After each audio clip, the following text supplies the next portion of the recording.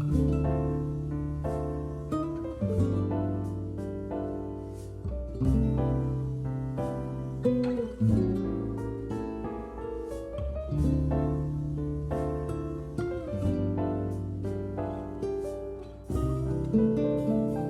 시절로 오세요. 그때 우리가 여기에 있습니다. 영화 어바웃 타임을 발굴 중인 호우 시절, 오늘부터 구체적인 포인트를 잡아서 발굴 작업을 시작해 볼 텐데요.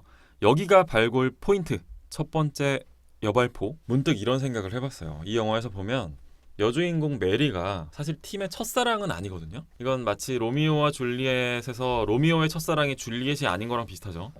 팀의 첫사랑은 사실 샬럿이라고 하는 인물입니다. 어마어마하게 예쁘죠. 예, 영화에서는 이 마고 로비라는 지금 뭐 굉장히 유명해진 그쵸. 이 배우가 이때 출연을 했더라고요. 저도 이번에 알았는데 영화 속에서 이 샬럿은 오히려 메리보다 훨씬 더 화려한 외모의 소유자로 나와요. 맞습니다. 그래서 20대 초반의 팀을 완전히 매료시킨 인물인 동시에 그 팀의 마음을 받아주지 않은 인물이기도 합니다.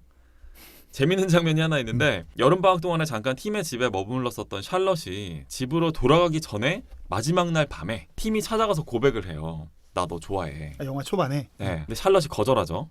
그러면서 뭐라고 얘기하냐면 왜 이제야 와? 진작 오지 그랬어. 이런 뉘앙스로 말을 해요. 네. 근데 팀에게는 타임오프 능력이 있단 말이에요. 그래서 마지막 날에 말하는 이 작전이 잘못된 거구나. 그러면 시간 돌려가지고 다시 해봐야지 라고 생각하고 시간을 돌려서 뭐 마지막 날이 아닌 중간 어디쯤에서 고백을 다시 하거든요. 그 2달 중에서 이제 한 달이 지난 시점에 네. 고백을 하죠. 그랬더니 이번엔 샬럿이 지금 우리 정하지 말고 마지막 날에 다시 생각해보자. 아주 앙큼하죠. 이렇게 말을 해요. 그러니까 결론은 정해져 있는 거야. 사람을 매겨도 유분수가 있지. 일단 이 장면 어떻게 보셨어요? 요 장면. 너무 슬펐어요. 결론은 정해져 있구나. 결론은 정해져 있고 네. 참 이런 게 구분하기 어려운 게 네. 저처럼 이렇게 말을 그냥 그대로 믿는 사람들 있잖아요. 맞아요. 네. 말을 기능적으로 해석하잖아요. 남자들은 거의 대부분. 그래서 이 독해 능력, 이 청해 능력 참 어렵다. 쉽지 않아. 네. 저는 이거 불가능하다고 봐요. 아무튼 그렇게 샬럿을 떠나보내고 몇 년 뒤에 팀과 메리가 사귀게 됩니다. 남자 주인공과 여자 주인공이. 그러던 어느 날 팀이 첫사랑 샬럿과 다시 마주치는 사건이 발생을 해요. 근데 몇 년 지나서 다시 봤는데도 이 샬럿에 대한 이 울렁증 이게 아직 여전해서 팀이 막 몇 번이나 시간을 돌려서 실수를 교정하려고 해보지만 아유 됐다. 이러다 뭐야 현타가 온 거예요. 그냥 모른 척하고 집에 가야겠다 라고 하고 집에 가려고 하는데 이번에는 샬럿이 오히려 팀을 불러요. 네. 그러더니 약간 묘한 뉘앙스로 유혹을 합니다. 미스 쉐이커야. 자꾸 흔들어. 맞아요. 근데 그거를 팀이 거절을 하면서 그 길로 집으로 돌아가서 메리한테 청혼을 하거든요. 그렇죠. 바로 여기가 첫 번째 발굴 포인트입니다. 팀이 메리에게 청혼하는 타이밍, 샬럿을 만나고 와서 청혼을 하는 이 타이밍은 뭘 말해주는 걸까요? 야 이게 저희가 뭐 배트맨 시리즈도 그랬고 네. 남한산성, 뭐 파이란 같은 네. 굉장히 굵직굵직한 작품을 다루다가 네. 갑자기 청혼을 왜 이렇게 굉장히 어떻게 보면 좀 라이트한 이야기를 왕 이런 느낌. 그게 이제 여기가 발굴 포인트가 되니까 약간 네. 그 단차가 좀 있네요. 영화의 그 느낌이 그럼 급이 좀 안 되는 포인트야? 급이 좀 안 된다기보다는 그굉장히 또 그렇지. 근데 이거 매우 중요한 포인트잖아요. 네. 그래서 왜 하필 샬럿의 유혹을 견디고 나서 네. 메리에게 갔느냐. 뭐 요거잖아요, 그쵸? 질문이. 이제 어느 문화권이든 네. 이 첫사랑에 대해서는 특별하게 생각하는 게 있는 것 같아요. 맞아요. 네. 그래서 첫사랑이라는 게 워낙 큰 뭐라고 할까 이제 그 장력을 갖고 있는 이제 의미다 보니까 네. 제 관점에서는 네. 영화에서 이제 팀이 어른이 되었음을 보여주는 장치로 활용한 게 아닐까 싶어요. 네. 어른. 그러니까 결혼이라는 게 뭘까 생각해 보면 네. 뭐 여러 뭐 의미가 있고 정의가 있겠지만 이전에 나를 지배하던 것에서 네. 새로운 곳으로 떠나는 걸 저는 의미한다고 생각하거든요. 그렇죠. 네. 그게 뭐 가정의 독립이 될 수도 있고 또 과거의 미숙한 내가 될 수도 있고 그렇죠. 사람이 성장한다는 건 이제 미숙에서 성숙으로 가는 과정인데 이제 기계의 어떤 스위치처럼 딱 껐다 켜는 수준의 이진법적인 변화는 불가능하잖아요. 그렇지만 엄청난 모멘텀이 일어나는 순간들은 분명히 있다는 맞아요. 거예요. 네. 그리고 영화에서 그 모멘텀으로 그려낸 게 어쩌면 팀의 첫사랑 아닌가. 굉장히 높은 허들을 넘어서면서 네. 결정하는 장면이랄까. 그러니까 첫사랑이라는 게 보통 어마어마하게 미화된 기억. 게다가 지금 팀에게 샬럿은 정말 가보지 못한 아쉬운 미련의 길이라는 거예요. 우리 조 셰프님이 좋아하시는 표현. 가지 못한 길, 가지 혹은 못한 가지 길. 않은 길. 네. 네. 근데 이건 매우 큰 유혹이에요. 맞아요. 사람들한테. 근데 이 유혹을 이겨낸다는 건 메리에 대한 사랑을 자각하는 것이기도 하고 네. 동시에 새로운 삶에 대한 어떤 선언을 하는 의미가 담겨 있다. 맞아. 네. 그래서 반복해서 말하는 것이지만 과거를 사는 게 아니라 메리를 통해서 그러니까 그 이전까지의 팀은 계속해서 과거를 살거든요. 그렇죠, 그렇죠. 근데 메리를 통해서 현재를 살아내는 어른이 되는 것을 보여주는 장면이기도 하다.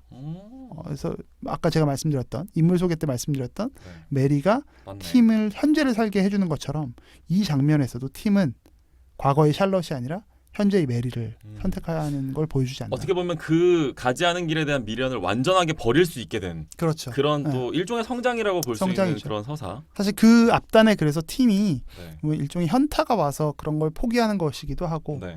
또 그 미련을 이제 끊어내는 장면이기도 하고 그렇게도 해석을 할 수 있는 것 같아요. 네. 본인이 어떤 삽질하는 장면이.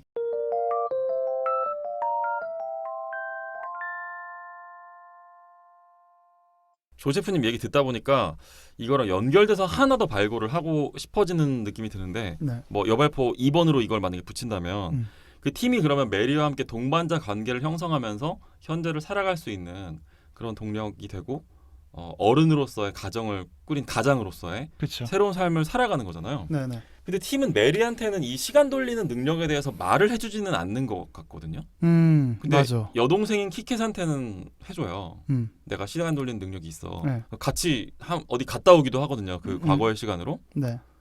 근데 메리한테는 그 말을 해주지 않는 것 같아요. 그러고 보니까 아빠도 엄마한테 안 해주는 것 같거든요. 네. 요거는 어떻게 좀 볼 수 있을까요? 이렇게 그래 모든 거를 다 공유하는 부부 관계면 사실 오히려 시간 여행의 능력이 나한테 있어라는 거를 말해주는 편이 좀 더 좋은 인생을 살아가는데 도움이 된다고 생각할 수도 있지 않을까요? 팀은 네. 이제 사랑에 목숨을 건 사람이에요. 네. 자기 스스로도 이야기를 하죠. 제일 중요하다고. 그래서 그래서 팀은 사랑 때문에 초능력을 사용하려고 했고 네. 사용했었던 사람이죠. 메리를 얻기 위해서 네. 시간을 돌려요. 그래서 심지어 루퍼트라는 남자친구가 있는 걸 발견하자 그 시간마저 돌려버립니다. 맞아요. 그래서 팀에게 메리는 놓쳐서는 안 되는 정말 절체절명의 사람이에요. 맞아요. 시간을 돌리는 방법은 메리에게 되게 좋은 가능성을 알려주는 것이기도 하지만 네. 팀에게는 염려의 가능성을 높이는 것일 수도 있지 않나 하는 생각을 해요. 그러니까 한 번 더 얘기를 할게요. 네. 제가 다른 얘기를. 팀은 상당히 좀 긍휼하고 네. 인의 마음이 굉장히 강한 네. 사람이잖아요. 어질 인의 네, 마음인가요? 그쵸. 네. 이 친구는 주변의 사람이 불쌍하면 시간을 돌려버려요. 메리가 케이트 같은 일을 마주하게 된다면 혹은 메리에게 정말 큰 일이 발생한다면 팀은 아마 돌릴 거라고 저는 생각해요. 네, 맞아요. 뭐 케이티라는 건 이제 키캣이죠, 동생. 네. 근데 비록 팀은 생의 진리를 알게 됐다고 할지라도 그 진리가 인생을 한 번을 충실히 사는 것일지라도 네. 그냥 지금 현재를 충실히 사는 것일지라도 메리에게 그런 일이 벌어지면 주저하지 않고 사용할 거예요. 네. 그러나 메리를 돌렸다가 네. 메리가 다른 선택을 할 수가 있잖아. 팀이 아니라. 과거를 돌려. 근데 팀과 메리가 다른 선택을 하게 될 수 있잖아요. 네, 같이 네, 갔다가. 그렇죠. 그 과거로 지나갔을 때. 네. 그러면 그건 팀에게 그건 옵션이 안 되지 않을까요? 팀은 그만큼 메리가 어떤 생각을 하는지까지는 정확히 모를 수도 있는 거잖아.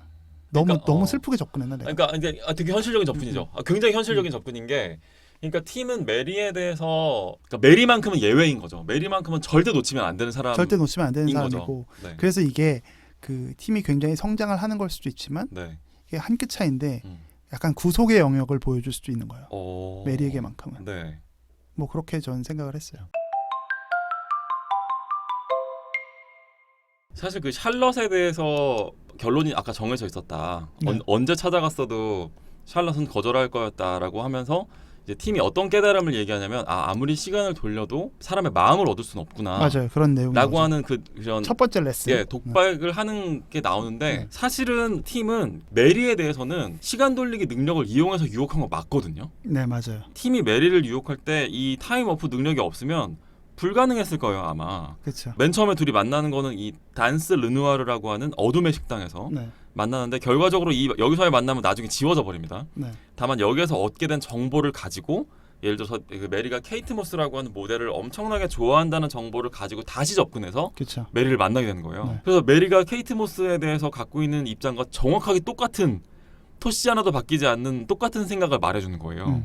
여러분들 이거 한번 생각해 보세요. 이거 상대방이 어떤 사안에 대해서 마치 내 생각을 읽고 있는 것처럼 얘기하면 완전 운명 같지 않겠어요? 그렇죠. 그거는? 그렇게 느껴지죠. 그 마찬가지로 메리 입장에서도 팀은 굉장히 운명처럼 뿅 하고 등장한 사람이었을 거고요. 팀은 샬럿을 유혹하는데 실패하면서 사람 좋아하게 만드는 거 힘들어라고 말은 했지만 사실은 메리 케이스에선 그걸 해낸 거죠. 저는 아까 조 셰프님이 말씀하신 그 메리에 대한 일종의 불안감 같은 것도 이해가 되는 게 나중에 이 사람들 둘이서 따로 데이트할 때 식당에서 대화하는 장면을 생각해 보면 되게 가관이에요. 대화의 톤을 보면은 무슨 막 비유를 듣는데 막 창녀 얘기가 나오고 막 그래요. 대화 중에. 그 이 영화에서 팀이 우리가 흔히 말하는 그 너드 캐릭터라고 해서 대화 스킬 측면에서는 되게 꽝인데도 맞아요. 메리는 이미 케이트 모스 사건 이후에 팀에 대해서 호감이 생겨 있는 상태이기 때문에 뭘 해도 받아주는 거예요. 결국에는 결과값이 정해져 있는 거나 다름없는데 사실 이거는 타임워프의 성과에서 비롯된 걸로 봐야 된다는 거죠. 만약에 나중에 가서 근데 메리한테 이 얘기를 하면 사실은 신뢰가 깨질 수도 있는 면이 있지 않을까 하는 생각까지도 들었어요. 그렇게 보면 네. 메리 입장에서는 되게 슬픈 거예요. 약간 실체가 없는. 약간 그런 포인트가 그렇죠. 있어요. 사실은 팀이 무대 뒤에서 엄청난 작업을 했던 거는 맞거든요. 그래서 저희가 좀 약간 냉소적인가요 오늘? 사실 이 영화를 그래서 깐다라면 네. 이런 부분에서 사실 깔 수 있는 부분들이 좀 많이 있죠. 그쵸. 비판하기 시작하면 네. 어떤 강요된 만들어진 노블레스 오블리주 같은 형태도 좀 있는 것 같고요. 그런 느낌이 없지 않은 것 같긴 해요. 다만 이제 저는 조금 그래도 방송 녹음을 준비하면서 약간 더 건전한 결론도 준비는 해봤어요. 왜 이 비밀을 말하지 않을까 와이프한테. 영화 후반부 무렵에 가면은 팀의 아빠가 이제 암투병을 하시게 되는 내용이 나오는데 그렇죠. 그때 아버지가 팀을 불러서 자기가 이제 또 다른 비밀을 알려주겠다고 합니다. 이 비밀이라는 건 뭐냐면 행복을 위한 아빠의 공식이라는 건데 일단 평범한 삶을 살라고 해요. 그런 다음에 2단계 시간을 돌려서 거의 똑같이 그 하루를 다시 살면서 모든 걸 되게 깊이 느끼면서 다시 보내보라는 거죠. 그래서 주변 사람들한테 눈도 맞춰주고 길에서 만난 사람들한테 이제 상냥하게 말도 걸어주고 그쵸. 하면서요. 그러다 보면 그 안에 행복이 있다는 메시지인 거죠. 이 행복의 공식을 체득하면서부터 팀은 이전보다 더 유머러스하고 여유 있는 사람이 됩니다. 그리고 이건 팀의 아버지가 줄곧 보여줘 왔던 모습이기도 하죠. 맞아요. 어쩌면 이 유머러스한 모습이 팀 본연의 모습일지도 몰라요. 삶에 대한 여유 있는 태도가 그 사람의 원래 모습을, 유머러스한 모습을 더 잘 끄집어내주고 있는 거죠. 결국 팀의 아빠가 시간 여행 능력에 대해서 일반적인 사람들하고는 좀 다른 생각을 갖고 있었던 것 같아요. 막 세계를 구한다든지 부자가 된다든지 애초에 그런 생각은 접고 주변 사람들한테 시선을 돌려보라는 거죠. 그래서 주변 상황에 이끌리지 말고 네가 오히려 상황을 주도해 나가봐. 너 자신이 되어서 be yourself인 거죠. 그리고 바로 여기에 저는 시간 돌리는 능력이 우리들은 없잖아요. 이 관객들이 이 영화를 보면서 느낄 수 있는 감동이 있는 것 같더라고요. 이 영화 속에서 시간 돌리기 능력이 없는데도 생활 속에서 여유 있는 모습을 유지하고 유머도 잃지 않고 삶에 대한 통찰력까지 갖고 있는 모습이 사실은 팀의 어머니한테서 여러 번 포착이 되거든요. 맞아요. 그러니까 이 영화는 사실은 기본적으로 남자들한테만 시간 여행 능력을 부여하고 있기 때문에 필연적으로 여자들은 수동적인 캐릭터가 될 수밖에 없어요. 그럼에도 불구하고 팀의 어머니, 이름이 여주인공과 이름이 똑같은 이 메리라는 엄마 캐릭터로 인해서 많은 부분이 보완이 되고 있기는 해요. 시간 여행 능력이 없는 사람도 이렇게 삶에 대해서 성숙한 태도를 유지할 수 있는 하나의 가능성을 보여주고 있는 거죠. 그래서 저는 바로 여기에 이 엄마 이름과 여주인공 이름이 같아지는 이유가 있다고 생각해요. 이 두 사람의 이름을 맞아요. 똑같이 설정함으로써 팀의 아버지가 누렸던 행복이 팀 부부한테도 이어지고 그 뒤로도 계속 이제 대를 이어서 계속될 거라는 점을 암시한다는 거죠. 그러네요. 그 여동생 키캣이 불행을 막 겪잖아요. 그 키캣의 병상 앞에서 팀과 메리가 또 나누는 대화 내용이 좀 재밌는데 이 장면에서 메리가 이제 뭔가를 고치려면 본인한테, 그러니까 키캣 본인한테 자기 인생을 고칠 의지가 있어야 된다고 말을 해요. 맞아요. 그 사람의 운명을 바꾸는 게 뭐 개인의 의지냐 아니면 환경이냐라는 그런 질문으로 연결될 수도 있을 텐데 이 영화에서 두 명의 메리가 이렇게 강인하게 자신의 운명을 이제 개척해 나가는 의지가 있는 이상 남편들이 아내한테 시간 여행 얘기를 굳이 할 필요가 이제 없어지는 거죠. 이미 그 사람들은 그런 능력 없이도 시간 여행의 에센스를 이미 추출해낸 상태라는 거죠. 자기의 맞아요. 힘으로. 네. 그런 메시지를 좀 건전한 버전으로. 사실 영화가 보여주고 있었던 제가 처음에 인물 소개 때 말씀드렸던 팀은 인생을 2번 살기 때문에 오히려 더 집중하지 못하는 맞아요. 이 현재에 집중하지 못하는 모습을 이 고부 두 명의 메리는 네, 맞아요. 이미 그대로 고부. 현실에 집중해서 맞습니다. 현재를 살아가고 있는 음. 네, 그런 사람들이기 때문에 어떻게 보면 되게 남성적인 영화인 것 같기도 하지만 맞아요. 그 이면에서는 그치. 여성이 더 훌륭하다, 맞아요. 더 우월하다라는 메시지를 보여주고 있는 부분도 있지 않나. 맞습니다. 더 지혜롭다. 네. 그래서 남자들은 여자의 말을 잘 따라라. 음. 약간 이런 그렇죠. 메시지까지도 갈 수 맞아요. 있어요. 그게 연결된다고 저도 보여지더라고요.